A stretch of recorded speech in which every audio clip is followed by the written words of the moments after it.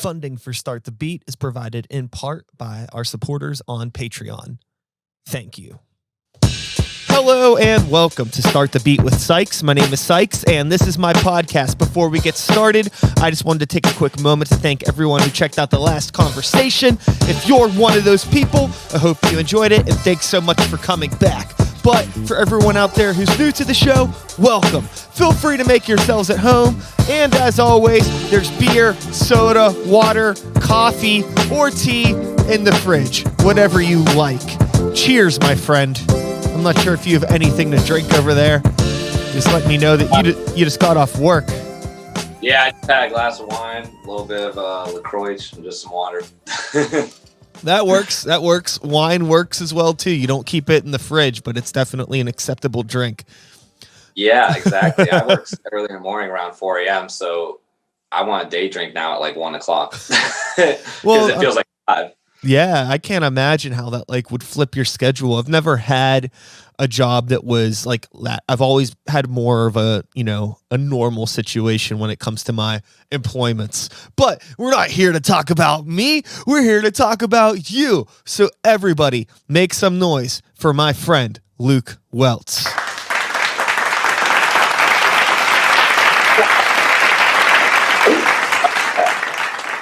The internet's happy that you're here. I'm happy that you're here. Welcome to the show.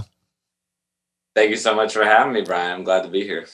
Happy to have you. So, for anyone that does not know Luke, why don't you tell us a bit about yourself?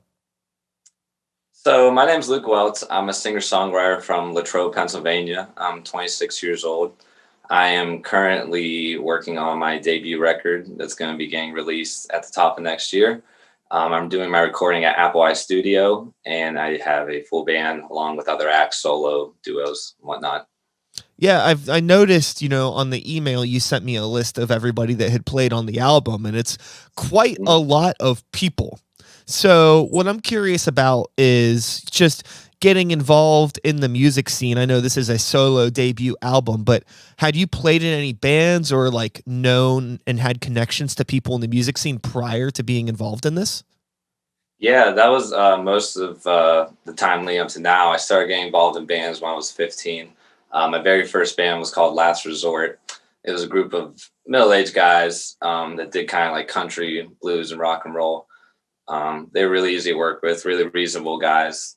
I was in a few other bands. I was in the Warehouse 11 band. I was also in Four Remains as another band. So I had a lot of side projects leading up to this. I was doing a lot of stuff in other groups and spending my time just learning different styles of music, different chord progressions. And eventually I finally networked enough between, the open mic scenes and doing gigs and getting to know other people that I had a pretty big list going in before I started recording this record of who I could call in. And it's really great because you get so much variety, Yeah. I think it's really cool just listening to the few pre-production, the complete opposite, the pre-production tracks that you had sent. I'm getting a ton of influence. It seems like, there's just a lot of variety in the tracks, and it definitely makes sense that you're coming from this background of working with all of these different musicians in the past and building resources and finding out what you want to do. And the fun thing about a solo album is that you kind of just get to do whatever the fuck you want. So it doesn't have to be in a box, Was that maybe part of why you decided to pursue doing something on a solo level, a solo career or a solo artist, however you want to put it? Was just were you feeling maybe maybe constrained in some ways being in other projects, not being able to do everything you wanted to? No, I always had a good balance. I'm pretty good at time management. The way it happened for me, it was a momentum of kind of like a snowball effect with music. I started out in the open mic scene, just, playing for whoever was there, I would say for about 2 to 3 years. And then I started booking gigs just as a solo act. And that got to a point where it got pretty busy. And I found bands interesting. I wanted to get involved in bands. So I did that as well. I just made sure to manage the scheduling so that things didn't fall on the same day and people get pissed off or whatever. So And it just got to a point where it just kept building and building every year a little bit more, make a little bit more per year, get more gigs per year. Things started adding up for me as I decided to pursue music. So you seem to be a relatively busy individual outside of music. You seem like you Yeah. have a lot on your plate. Mhm. And none of us are getting any younger. And it becomes, in a lot of ways, it becomes easier to maintain all of this stuff if you can learn how to schedule all of these things. But it's, every once in a while, you come across that why. Why do I still bother trying to do all of this? So, what is the why for a Luke Weltz? Why are you still trying to do this as you enter your late 20s and you have all of these other things on your plate? What do you think it is that's driving you to continue to go through all this bullshit? I think it's just not feeling the backlash. It's good work. I don't even like to call what I do work. It's my passions in it. There's no resistance to the task at hand, whether it's music or my job. I enjoy all things. So I don't feel baggage. I mean, sure, there's been situations where, had to kind of talk to people one on one and really be good at communication and kind of move on. Nothing turned out perfect, but I just I don't feel any strain with the version of my life right now. Yeah, that's a great place to be in, and it's not always an easy place to get to. So let's go back. Let's hop in the time machine. Let's Okay. travel back. So you had mentioned you had started playing in bands around the time that you were 15, I think is what you said. Was that the age Yeah. you threw at me? So what was life like then? What was high school life like for a Luke Weltz, and what was just discovering music like in general? Because that's a most like a very formative and a pivotal time for a growing person in general, especially someone that's going to become a musician. Yeah. What I'm about to say isn't like a really cool story or like a climactic tale. I learned music a lot through isolation. I played piano by myself a lot in the basement, in my dad's workroom. Like my dad had a big desk where he did the bills, and then he had just animals hanging up on the wall. There's a bear, a fish, a couple deer heads in there, and all this shit. And there was a piano there, so I was basically playing for dead animals growing up. Um, but high school was good for me. I played a lot of sports. Didn't get involved in any form of entertainment, just because I was so involved with football and track and field and lacrosse and different activities like that. Music was like a side thing I would do just to relax, at home by myself. I didn't really share it with anybody. If I saw a piano, I'd go by and do a little something just to show people, but never anything with full commitment, I guess you would say. Like growing up, it was more or less just a personal hobby. Totally. So you had more of a focus on sports and school extracurricular shit, it seems. And with that being said, I think that maybe, as you've moved forward in life now in your 26-year-oldness that you have mentioned, you seem Yeah. to have your shit reasonably together more than other 26-year-olds I have known in the past. And I'm curious if some of that maybe comes from like the discipline and training of like being on sports teams and needing to do practice and take care of yourself and your mind and your body and all of that. Because a lot of people that get into music and the arts don't always have that. And it kind of, by the time they get to becoming 26, they're kind of like fucked up and hanging by a thread. And it seems like you're not. So do you like ever think about or attribute any of that to maybe having more of like a disciplined upbringing with all that stuff you were doing? I think I just learned what hurt me. If I saw or if somebody else failed, I think that's a really big learning tool as well. Okay.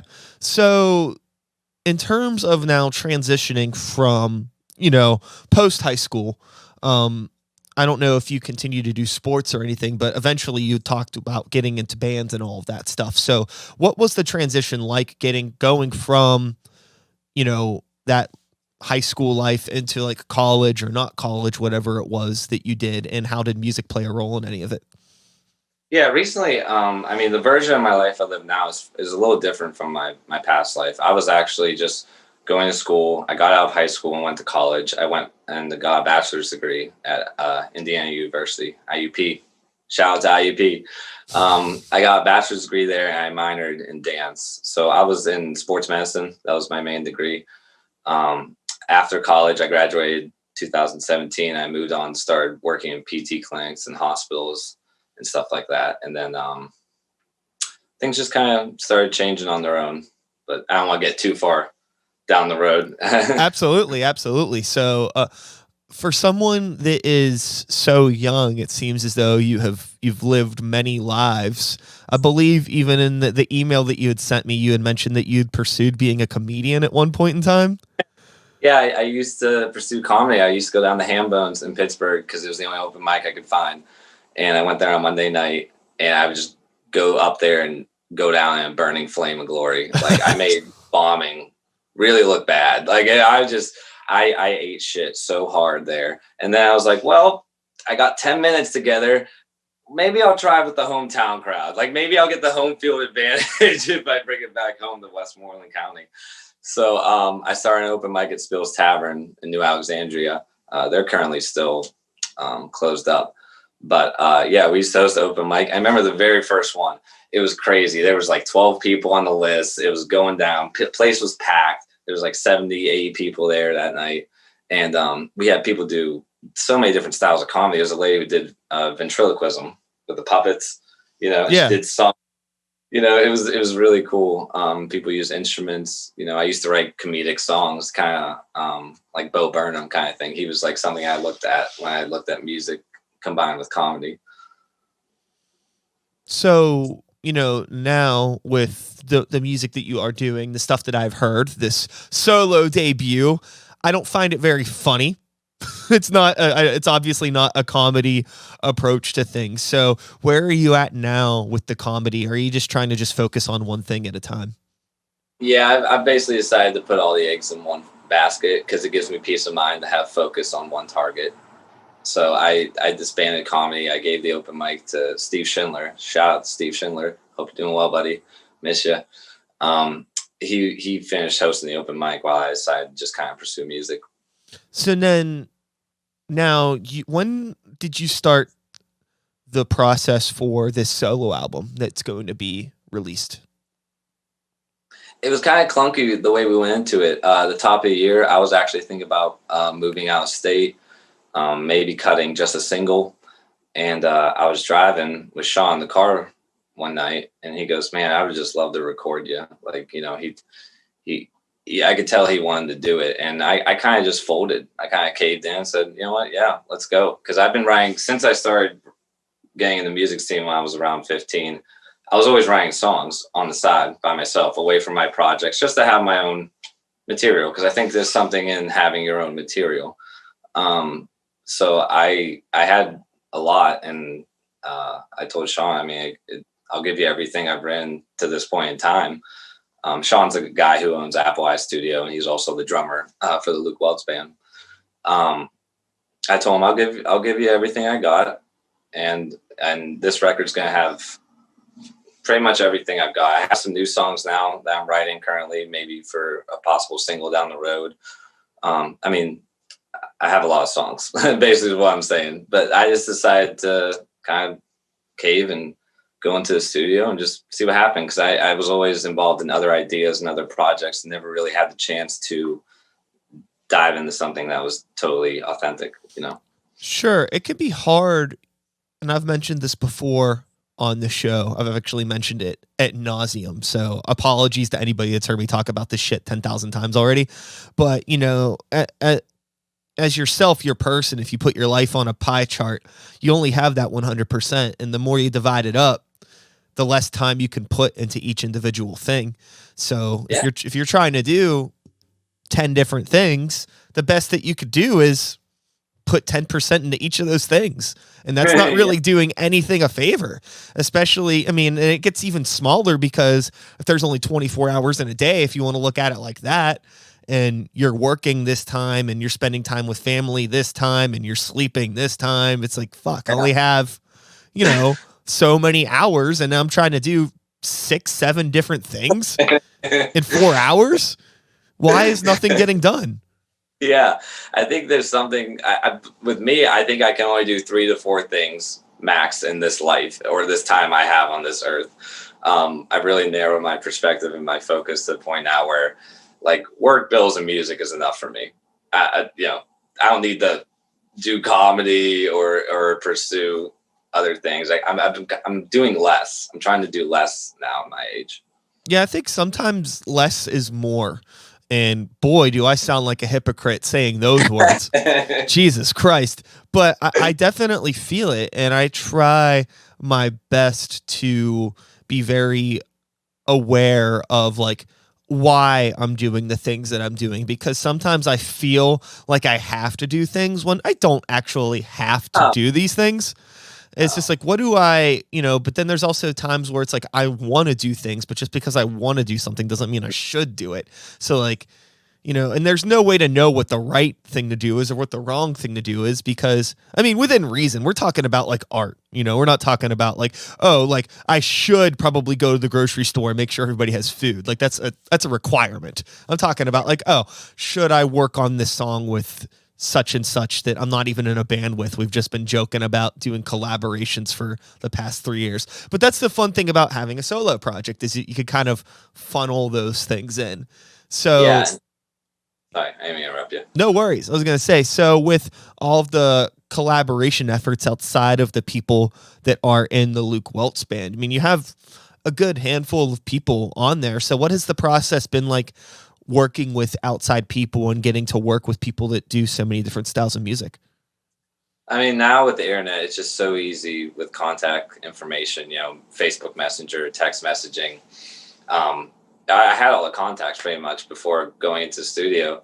And I thought, if we're going to do this, we're going to get everybody's best thing and try to bring it in and make it like a big family record kind of thing. I actually am planning to do like a little behind the scenes kind of interview everybody that was on the record. Cool. Sort of thing, make a video like that. Because there's a lot of hands in it. But it was just, okay, day one, we walk in, okay, here's 15 songs. You jot up drums, bass, guitar, vocals, all that. And you just start with the low hanging fruit and work up, and wherever you're at in the record, in the middle of the recording process, you just call in, make sure you schedule ahead of time. Like I've always been good at getting in contact with the drummers or the female vocalists ahead of time and just saying like, hey, this is coming up. Always ask for like a yes or no. Do you want in or do you want out kind of thing? And then, just communication. Communication's huge. Communication is the most important thing in the world. So what I'm curious about, going back to, you had mentioned a lot of your music and learning how to play and discovering music came from isolation, playing piano to dead animals, right? So, did you have a hard time whenever you started like showing music to other people and becoming a thing where it's like, oh, I am playing? Was it weird at first, or did you not have that performance anxiety that some people have as a result of already like playing sports and being around people a lot? I think I got dealt a really good hand of cards, because when I started playing music, it was mostly in front of family members. It was from my grandmother, it was from my my mom's mom and family. Around Christmas time, I couldn't wait to try to do Jingle Bells. So I got a lot of resources that helped me get eased into just getting used to it. No singing involved initially, but eventually I started to work the vocals and stuff as I was going out. I feel like if everybody had that though, like I feel like if everybody had the opportunity to have an instrument, play in front of their family, and then eventually try to take it out live somewhere, I think a lot of people would be successful in music, but a lot of people don't have those resources. Yeah, I think that it's definitely not a common thing, and that's awesome that you had that resource. You had a piano in the house, so does there anybody else in your family that was involved in music, or just Yeah. was it okay? So you Yeah, come. that's good. No, I was gonna say. So you come from a somewhat musical background. Yeah, definitely. My mother's mom played the organ and sang in the choir at the church we went to growing up. So there was a real life piano always at her house, and I would play, and she would show me some things. And she had books, and notation, stuff like that. And I started to learn. And I remember when I first sat down, because I think this speaks to something where, some people say they can't learn musical talent because it's not in their genetics or in their family.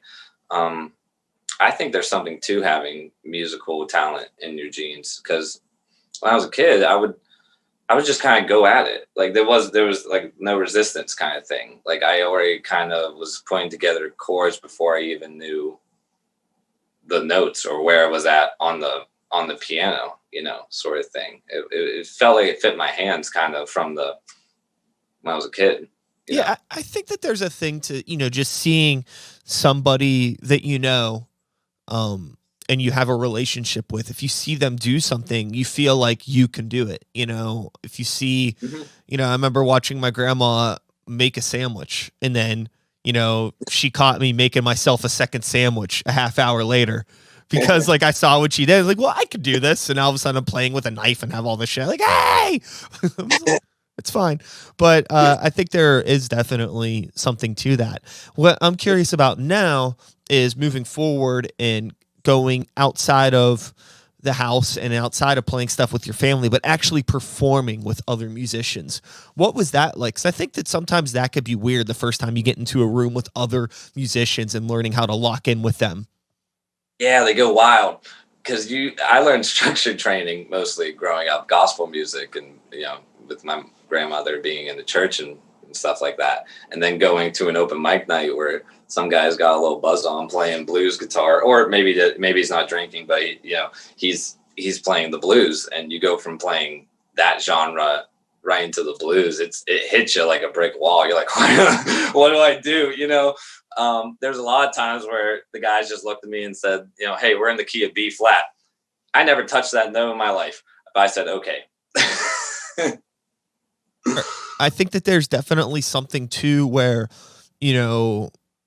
just learning how to lock into different rhythms with other musicians. I think sometimes as a solo musician, it's easier sometimes to maybe like, oh, maybe my BPM's going to fluctuate down a hair here or there. Or if I change the swing of a part, it's just me, so it's okay. But if you have 3, 4, 5 other musicians on stage, it's like everybody has to know when that swing's coming, when that feel's coming. Otherwise, it's going to be like clunky, especially with the kind of music that you're doing now. I mean, and what it seemed like you were playing, because, there are some genres of music where like things can be a little sloppy and you could be okay. You know what I mean? Like a punk rock or something where it's like, it doesn't have to be 100% on, but if you're doing like more of like a focused groove oriented sort of rock, singer, songwriter, piano sort of thing, like what you're doing, everybody really has to know their shit. Yeah, they really do. And like I said, it's crazy when you're in the middle of it. I was lucky enough to have mentors kind of going into the open mic scenes. Like I had a lot of guys, older musicians that were kind of like, hey, just go up there. Like Chris Volt, for example. Every night I go to Spiel's Tavern, hey, go up there. And one night I just kind of folded in, just went up there. And then I kept that mental, I guess, reaction going. Because there's like a giving in feeling, internally when you do that. So I think that there's probably something really cool about coming up in a music scene in a smaller town, because I grew up in Pittsburgh. So I've always lived in the city proper, and, coming up in the city here, it's not always like this, but there's a lot less of like a neighborly sort of go get him, you could do this. I mean, a lot of like any open mic experience or shows that I had when I was first starting, it's a lot of like, it's like still isolation. Like everybody's just kind of in their own little bubble. They do their thing and then they don't really talk to each other. I remember the first time I played a show, I remember specifically the first time a stranger ever came up to me and said a word to me at a show, because I'm still friends with this person. And it was like, what? Like, we can do this? Like, we're allowed to say hi to each other and talk to each. It was so weird because I'd spent maybe like 2 years not talking to anybody at any shows I played. It was so strange, but it seems like it was maybe a little bit different for you.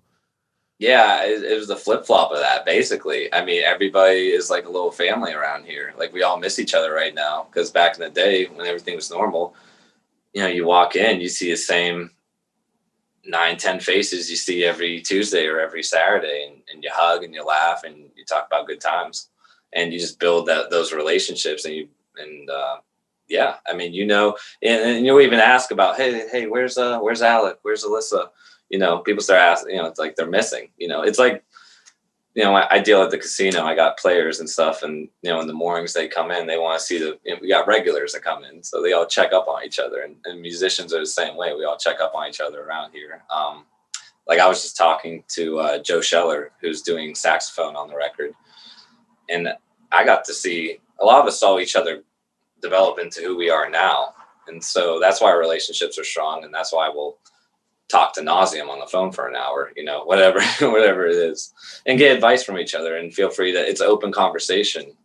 You can ask for advice, especially if you don't know what to do, or that's that's a lot of the reason why I'm where I'm at today. As far as equipment goes for the instrumentation, the music, I just asked whoever was doing it and older and had more experience than me.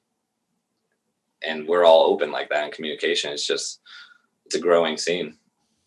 That's what I always love, being in playing in bands and getting to play out of town. I'm always really excited when we get to play like those smaller town shows, because you get that family and community vibe that I don't get. Like if we play like, a show in like, some like in like inner city Philadelphia, it feels just as disconnected and weird as it might playing a show here.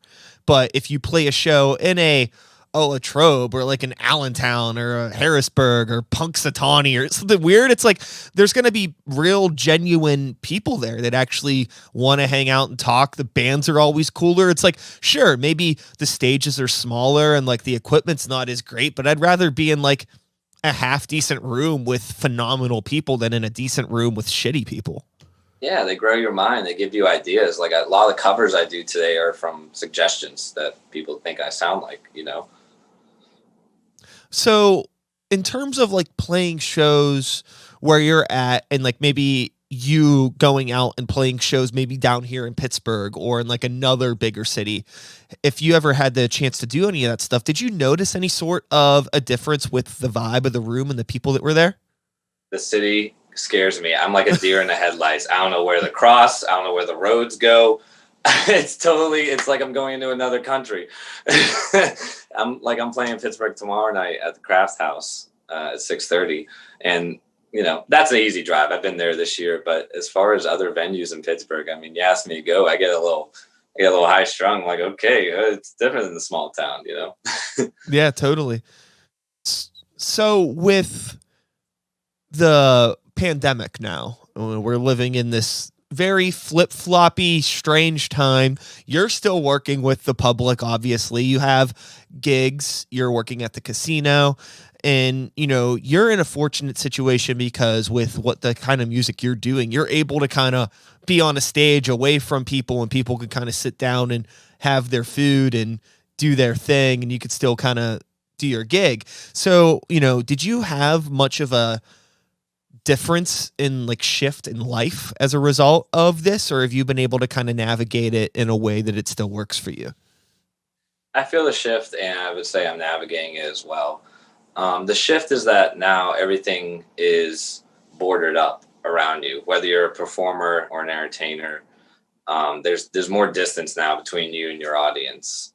So I feel that, but I feel like I'm adjusting by, keeping the distance and working in safe environments and just choosing where to put myself. Absolutely. I think that, it's very interesting listening to different people's takes on all of this stuff, but it seems like for the most part, as long as you're just willing to accommodate whatever needs society needs you to do, it's like in a weird way, it's like we all have to be performers to some degree now, even if we're not entertainers. It's like life is this performative thing, like, like being on stage, it's like, oh, this is my spot and I have to stay here. But if I move out of the light or if I move away from the microphone, people aren't going to hear me, that sort of a thing. But now it's like, oh, this is my spot and I have to stand in this spot to be socially distanced from these other people. And I have to be aware of where other people are. As if I'm like a sports player on a field, I have to be aware of all of these other things, you know? It's like, but everybody's like that now. And I don't know. Times are weird. They are weird, yeah. But I think it's just this year, the biggest thing is your perspective. You know, you can look at it as a time of restoration and refueling yourself and making things better, or you could be one of those people that think they're climbing an uphill battle every day of their life when they get out of bed. I guess that's to be said about life in general, honestly, even pre-pandemic. With yourself outside of the music, outside of work and all of this other stuff, do you have any other hobbies that you still entertain to keep you going? Do you have time for anything else? Yeah. Holidays come up, so I'll make some crafts. I got a couple craft ideas. I got some things going on there. I like to paint as well. I do acrylic paintings. It's a very relaxing thing. It's like those recess for the mind activities. Running is a big thing too. I like running. Just around here, around big town Latrobe here. And seeing family a lot. My family is involved in my day-to-day life. You know, I see different types of family members, or different family members, I would say 4 or 5 times a week. Do you all live pretty close together? We do. Yeah, we do. Some nights, like my situation is I live in an apartment. So some nights if I need to do laundry, I'll go see my folks, you know, it gives me time to spend with them, or I'll go see my aunt and uncle, do something like that. Like last night I was doing laundry in my aunt and uncle's house, and we went over to my grandfather's house. There's like 10 minutes. So like we're all 10 minutes away from each other. It's like we own the block.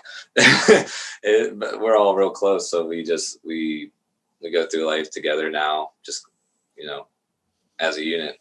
Absolutely. So you grew up in the same area where you're at now? Yep. Okay. I grew up in Crabtree, which is kind of like the backwoods of Latrobe. I live more in the town of Latrobe now, whereas before I grew up kind of away from it, more farmland, more fields. I'm under the assumption, just based off of our conversation so far, that you're somebody that prefers the small town life over like big city dreams. I think I wouldn't say I don't want to discard big city dreams, because I do have big dreams. I'm a dreamer. So I see myself going forward and possibly going into bigger areas and dealing with that in my own way, sort of thing. Like I don't think the way I am now is going to be the way I'm going to be 5 years from now. Understood. I think that, you know, being a musician, that concept of like wanderlust and the open road, it's just like an inevitable side effect of it. Is it something where you feel like, you know, you would want to go out of town to pursue music, or is it just even outside of music, just like getting outside to just experience different things and see more of the world? Yeah, music is my plan A in life right now. Basically, the hierarchy of my plans are plan A is music and what I do with my band and what we do going forward. Plan B, you know, is kind of what I do now. I work at the casino. It's a steady job. I get benefits and everything's included. It's a pretty secure job, so I like to keep that. Plan C would be a family business. My uncle owns a car shop. Shout out to J&J Recon, Jim Solani. That's my uncle. He owns a detailing shop, and he's always had open arms for me if I ever needed to make some money down there. So I have different things to fall back on, but as far as going forward, yeah, music's at the forefront, and I'm just starting to get into the idea of investing money into things to help with whatever it is, equipment, promotions, advertising, and stuff like that. Because if this is my plan A, I got to treat it like it's a plan A. It's a business sort of thing. So sure. This is something I've actually been talking with a lot of people about on the show recently. And it's just like, you know, revenue income and having multiple sources of revenue income. I think it's really smart for anybody, especially anyone that is like an entrepreneur and working for themselves, regardless of whatever it is. Because I mean, it's like, learn from the people above you, right? And, you know, I can't think of many successful musicians that are like, the top of the line that don't also like have a clothing company or have like some weird toothpaste or some other bizarre thing that they're doing on the side to make money. In addition to like, like I know people in big bands that are also like investors in like restaurant groups around the city, or people that, do stocks and shit like that, or people that have real estate, like all of those things. It's like you can work on so much more once you start making some money. I think it's a really good idea to invest it in these different places, because like everything isn't always going to be 100% successful. It's like that pie chart again, right? So if you need 100% success to sustain, but you're only relying on one thing, it's like, fuck. But if you have 6 different things, or 4, for easier math, we'll say 5 different things. Well, now you only need each of those things to be 20% successful at most, and you'll have the 100% you need. But the advantage is that like, well, now you can actually profit, because now if you have 5 things that are 30% successful, now you're at 150% of your 100%. I don't know. I was always terrible at math in high school, and I don't know why I think about it so much now. Me too, man. Geometry, them triangles fucked me up. I think that, it's a weird thing that definitely some artists, I think, don't think about until maybe it's a little bit too late. I think that maybe you come from a different background where maybe, because I think this comes more from like my friends that were like birthed out of like an indie rock or punk metal, like that sort of thing, where it's like you're kind of like the deviant kid, and then you get into making music and you start growing up, and then you don't realize like, oh, maybe money is important until you're like fucking 30.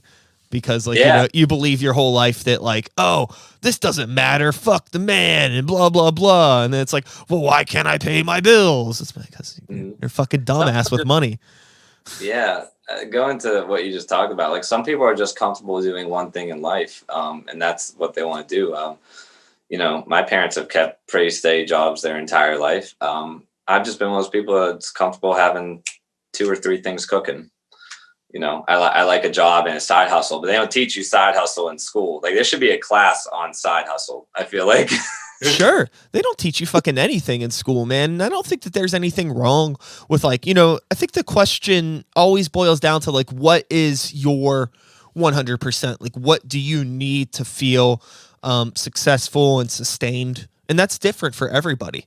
And I think if you're somebody that has, a nice full-time job, a career, and you're able to sustain everything off of that, and you just want to focus the rest of your time on rest and relaxation and family and stuff, that's fucking awesome.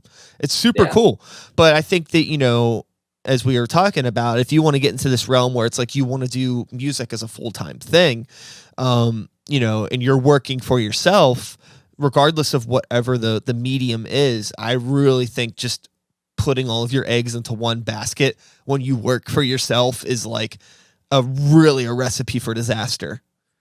Mm-hmm. And I've seen it on all levels of success. You know what I mean? I know plenty of people that do different types of art, and people, even if we keep it to music, like I know people in bands that tour all over the world that have been widely regarded and, are still barely able to afford rent, but, and I'm not saying that there's anything wrong with that. That just is what it is. Like, it's really, really difficult to sustain the level of income that you may need. I think it also too is like, living within your means and all that stuff too. But yeah, it involves reflection. Do you want your first step to get there sooner, or do you want it to go there later with more support? I think it's a lot of questions you have to ask yourself.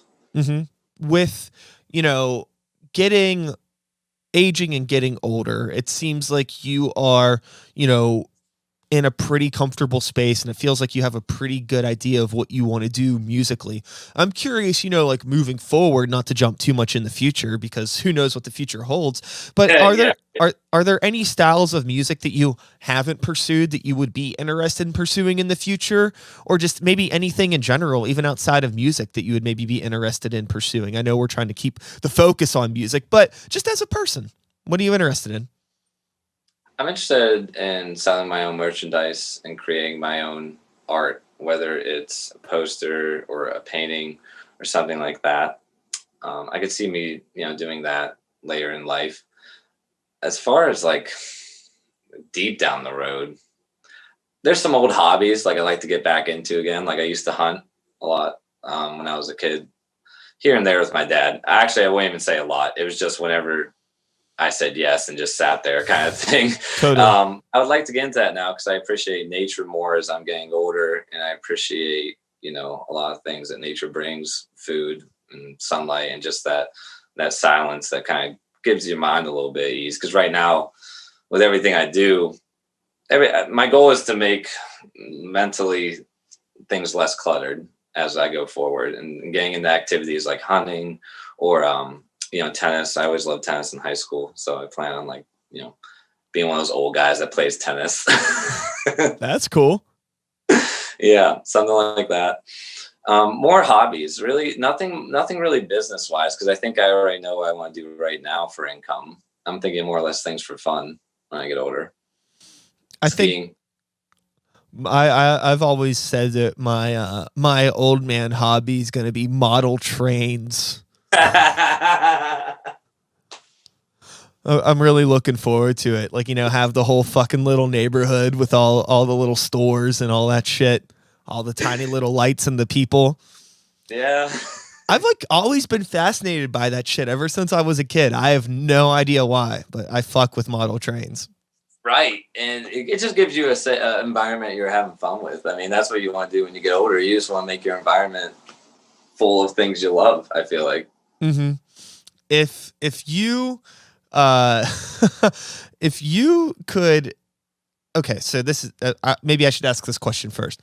Do you have any interest in entertainment outside of music? Maybe just as a personal enjoyment, film, television, anything like that? Are you into TV movies? Clothing. Yeah, I like to model clothing. I was before COVID, before March, I was actually filling out some applications for that.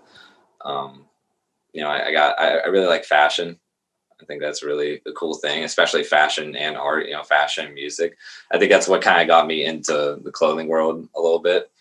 That's something I could kind of see me doing, but can't think of anything right now off the top of my head other than that of recently. I'm sure it will come back. Sure. Well, the thing I was going to ask was, I was in terms of not necessarily making movies or anything like that, but just watching movies. If you could ever have your music in a movie or a TV show, is there anything that would come to mind for you that you would love to be a part of? I think I need to do a little bit more research on that, honestly, because I'm looking into now, what are the options for submitting music? Because I've just never done it. So I'm kind of on the fruition of getting to learn about where can your music go? Could it go in a movie? Could it go in a video game? Is it elevator music or not? There's a couple of things I don't know about that, but through contacts and stuff right now, we do have resources within the band, outside the band, to submit music to places that hopefully will get us heard somewhere. Yeah, it's fun. I think that it's definitely an avenue that you should pursue because you have a very accessible sound that I think could be applied in a lot of different places. So definitely take advantage of that. It's something that admittedly I've never really had the luxury of being able to do because all the music that I make is just loud nonsense. While there are places for it, it's just not, the opportunities are far more slim than something like you're doing. Now, with the modeling and being a part of that world, there's a lot of, we'll say more modern pop and dance and electronic music that's attached to that. Do you ever see the Luke Weltz dance remix for a fashion show happening? Maybe. I'm very energetic on stage. I mean, I dance around already, and I kind of have somewhat of a background dance. I feel like, life's about what you want to put your energy into, and it could be music and maybe just wearing clothes. Maybe that's all I'm thinking about right now. I'm sure it might be other things, but do you find yourself engaging with styles of music maybe on a personal level ever outside of what you create? Just as a listener? The Roots and Rhythm Mix radio station I've listened to a lot. Like bluegrass recently has been really cool to listen to. It's a genre of music I haven't really delved into too much. When you were growing up, did you engage with a lot of music on a personal level? Did you have any like favorite bands or anything like in high school? Yeah, I liked Jimi Hendrix early on growing up. I liked Amy Winehouse. I liked a lot of the early R&B, like Sam Cooke and Al Green, stuff like that. I really wasn't into rock and roll until later on. I more or less like the smooth, kind of like the smooth jazz kind of stuff, because those chords sound really pretty on a piano, especially. And I was basically doing more instrumentation stuff early on. That was something I really liked to do. And it helps having guys in the band. Like in my band, the lead guitarist, he's heavily influenced by like Led Zeppelin and different, rock and roll groups. And I've had band members chew my songs up and spit them out, and they just sound harder, more full, just better overall because they have that attitude and that greatness and that edge to it. Yeah, I think that it's definitely really, really cool to put those different elements into music. And I had mentioned it before at the top of the conversation where like I'm hearing all of these really cool, just different inspirations coming together. And I think it creates it's just more of an impact at the end of the day. I compare writing songs to cooking a lot. And, it's like you don't just want to have like one spice when you're cooking. You need to at least have a few different things to like make the plate like really like, oh wow, come together. And it's always really cool when like, oh, I wouldn't have expected this and this to go together, but it tastes great. So it's fun to do that with music as well. It is. And I would just like to make a shout out right now because Apple iStudio is a great place to work. They give you so many resources. They teach you how to just do everything better, play your instrument better, sing better. Sean Rue and Brandy Cervello are great people outside of music, just as human beings. I love them. I would do anything for them. And they're just really good people. But they teach you how to do things and they teach you confidence, which is really helpful as an artist because, you're your worst critic and everything like that. They're the reason why a lot of these songs sound the way they are because this record has been working since May. So it kind of feels like it's been the slow cooker for a while. And we only get to work on it maybe once a week or get together or bring an artist in once a week. So it's been just little things. And even at the end, things seem like they're still overwhelming because there's so much and the amount of time is, it's just because of my schedule, basically. Like I could go over there a lot more, but my schedule kind of keeps me from being more patient. But it's a good process. And the studio will make you better because it pushes you vocally, instrumentally to do things that maybe you weren't doing before live. Absolutely. And I think that to piggyback off your point of just like how long it takes for things to come together, I think that that's why no matter what style of music it is, whether it's something I like or if I don't like, anytime somebody's putting out an album, I have to, my hat's off to them because it is so much work to put together an album. And like, it seems like absurd sometimes to some people. Like, I've had like kids on the podcast, they're like 19 years old. And I tell them it took me a year to put an album together. And they look at me like I'm crazy. It's like, motherfucker. It's like, I'm not fresh out of high school, still able to just record and do all this shit 24/7 like you can. And I'm glad that you can take advantage of that now because it ain't going to be like this forever, dude. So, but with the amount of time that it takes, it's just like you really have to give artists respect that are able to get together on enough of a basis to learn the material, rehearse it, record it, mix it, get it together, inevitably re-record something, remix something, like all of the nitty-gritty stuff that you have to do before it finally is done. And then somebody puts that out there into the world, and it's like, you need to acknowledge how much time and effort and heart has gone into just these, 8, 9, 10 songs, whatever it is. Even if it's just like, 3 or 4 songs, a little EP, there's still so much that went into it. But it's so hard to advertise that to people because people will just like, oh, okay, cool. Here's a few songs and I'll listen to them, and a half hour later I'll go about my day. Meanwhile, Yeah. you spent a year of your life on it. It's crazy. Yeah, you do. And some of it's because you're on fall. Like, how many people go in the studio and they're just not prepared enough? Like, something Sean told me when we were first started working together. He goes, "You're easy at work. That's because you know your material." And I think you get the scratch track down and you know your material. Sometimes that could take forever. But for me, I was practicing enough on a regular basis that I kind of went in and the base for everything was kind of there, and then the longer parts have been building up and getting guest artists in and stuff like that. Yeah, I think pre-production is huge. So I play in a heavy metal band, and we just recorded 4 songs this past weekend. But before we even went into the studio, we self-recorded the entire EP, like individually tracked all of the drums, all the bass, all the guitar, all the vocals, mixed it ourselves, figured it all out, got every little nuance down before we went into the studio. And then we recorded it again. And we recorded 4 songs in like 2.5 days, just like real fast. And because we knew everything, and that was it. We just flew through it because we had already taken the time to rehearse the material, play it a lot, actually record it, and then be like ready to go. Cause it's the worst whenever you go into the studio. And I've been in this position where you go in and all of a sudden you realize oh, both my guitar players have been playing different things this entire time and I didn't even notice. Yeah.